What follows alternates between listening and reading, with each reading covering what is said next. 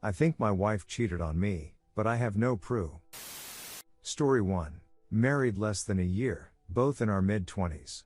She gets concert tickets for Christmas. Naturally, I assume I'm going with her. Nope.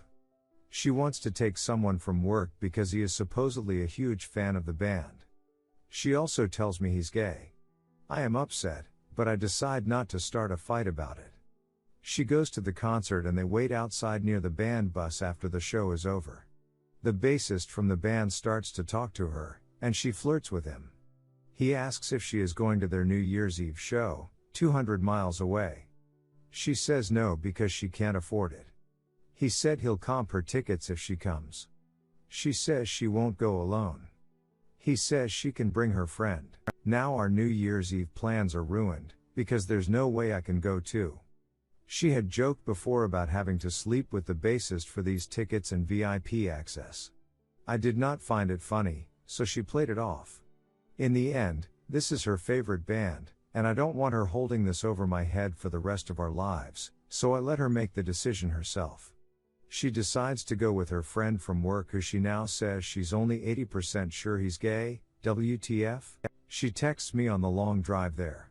Then when she gets the tickets, then nothing. I text her at midnight, she gives me a 3-word response. I don't hear from her again. I call her at 11:30 the next morning, and she says she is waiting at the subway station to go back to her hotel. She eventually gets home around 4:30 p.m. I ask her how it went. She says they partied all night, she took prescription drugs and drank a lot. She said she was pissed she paid for a hotel when she only slept in it for 2 hours. I asked how that was possible when she was at the subway at 11:30 a.m. She admits that she didn't use the hotel room at all, and that she must have slept in the band suite. What? She blames her amnesia on a hangover. Fast forward a day or so. She gets out of the shower. I notice she shaved her pubes. I ask her when she did it. She says Friday. Here's the thing. My wife never shaves her pubes. When she does, it's a present for me. She left for work and I found a package of Summer's Eve feminine wipes in her overnight bag. Here's the other thing, I've always secretly thought she's had an odor problem, but she's certainly never done anything about it for me. This was a brand new pack, why did she have them? So what do you think? Is she cheating? With the bassist, or the guy from work? Should I confront her about it? I think I should clarify that she got the concert tickets as a Christmas gift, but the concert was not on Christmas. The first concert was on December 30th. The second was December 31st. I'm trying to avoid keywords that might lead her to this thread, so I won't name the band. It's not Nickelback and it's definitely not Fish. She'll be home soon. Wish me luck. Update, I sat her down last night for a talk. I asked her to walk me through the night so I could better understand the details. They had tickets waiting at Will Call, and were able to stand in the VIP section for the concert. The bar was open until about 2 o'clock, at which point they were invited to the band suite. The hotel gave her free pajamas, so she wasn't wearing her dress when she went up there. It was a pretty large party, with the bassist, guitarist, cellist from the opening band, and the entire road crew. She said her friend from work was hovering around her all night, to the point of being annoying. She said she fell asleep on the floor of the living room, as did a dozen other people. Her coworker woke her up around 11 and they went to the subway. I asked her why she shaved. She said she doesn't know.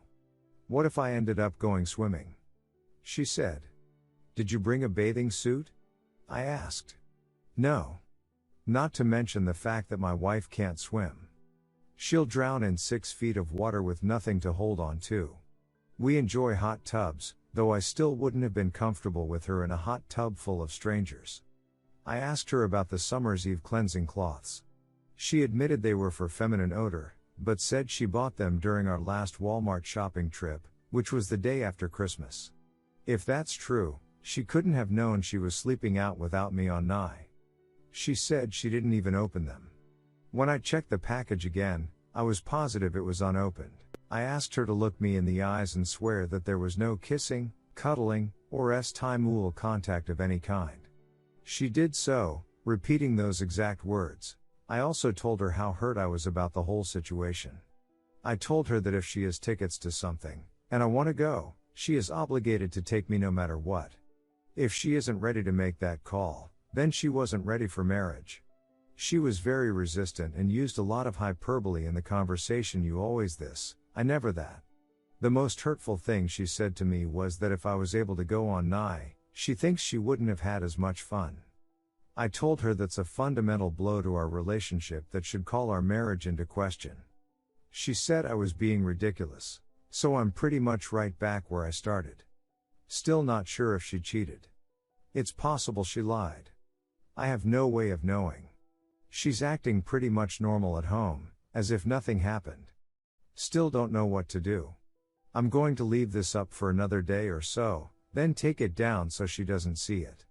Suggestions other than dump that lying cheating whore would be appreciated. Redditors' reactions. Redditor 1, here's my reaction. If I had awesome night tickets from my favorite band, I'd want the person I cared for most to be there right next to me the whole time, having the time of our lives. Then I would want them right there partying with me and having a blast. Take that how you will. Redditor 2, even if she didn't cheat, your marriage is in big trouble. Your wife has no respect for your feelings. She doesn't mind upsetting you. She expects you to be there for her, but she doesn't feel the need to do the same. Now it's gotten so bad that you're unable to trust her and she's ignoring you on holidays. You two need to have a serious talk about how you view your roles as partners. Some counseling might be in order. Redditor 3, regardless of whether she actually cheated on you or not, her behavior, at least in the way you describe it, is inexcusable for a married woman. Although I'm a bit of a conservative around these parts, there's no ducking way I would accept letting my wife stay out all night partying and doing drugs with strange men. That's not marriage material, sorry to say. That's what single party girls do. If this is something that you both do and it's some kind of open arrangement, then I eat my words. But something tells me this isn't. This is unacceptable behavior on her part. No way it can be spun otherwise. You need to calmly confront her that this is not acceptable to you, and if this is what she thinks marriage should be, you should end it now while the marriage ink is still wet. Story 2. Worst way to catch a cheating wife. This will be long as it happened a few years ago, and I just finally felt like sharing it after reading many stories and experiences here. It's my hope my story will help someone else survive cheating. I was married nearly 20 years to my ex-wife. I was a professional firefighter before we met. I began my career when I graduated high school at 17 and enrolled in fire academy with a parent waiver. I'm a fourth-generation fireman, and throughout our marriage, working my way as high as battalion chief before requesting demotion back to rescue captain of my department's rescue squad, since that was where all my certifications etc. were in. Once Christmas Eve we received a call for a structure fire at an apartment building. When we got on scene there was 18 residents unaccounted for. We began rescue ops, and in one unit I found a young husband and wife, got them out, and as a tender changed my air bottle, the young woman sitting with medics began screaming, my baby, my baby. I ran up to her and asked her, ma'am, what kind of baby? Am I looking for dog, cat, human, or what? All she said was my baby over and over, so I ran back in. A short time later I emerged with an infant. As I made my way out, something inside the building blew, sending debris everywhere. I was hit in the back by a piece of wood like a giant splinter. I somehow still made it to the triage area, handed off the baby, and collapsed. That was when the splinter was found sticking out of me. I was helicoptered to a trauma center. While on the way I passed away twice and revived. I was taken in for emergency surgery. The splinter had nicked my heart and I was dying. My wife was called by my crew and told of what happened, and she told my crew that she was not coming. She had better things to do than to worry about my ploy for her attention and how I was using my job to try and get into her panties. I was in the hospital for 30 days as they would not release me until they were sure I was healed enough to return home, in a very rural area about 60 miles from where I worked in a real hospital. When I was released I tried to get my wife to pick me up. She told me she didn't have time to make that drive. I had to beg for a ride home, and when I finally found one through one of my crewmates, he accompanied me into my house, making sure I was okay and not alone. We walked through my home looking for my wife since her minivan was in the driveway. When I opened our bedroom door I collapsed to my knees as my crewman came up behind me and shouted, "WTF are you doing?" We opened my bedroom door to find my wife in bed. She had a man under her in her kitty, another behind her in her BTT, and a third in her mouth. At first, the thing that hit me most was the one in her BTT and mouth, things she never did with me and that I had never tried at all, claiming I was too big and would gag her or hurt her. My friend helped me up. He took me out, then went in and gathered me some clothes to take. He took me to another friend's home where we explained what had transpired. Later on, the friend with me when I caught her told me when he went in to get things for me, the ex and her boy toys never stopped what they were doing and he took cell phone video without them noticing.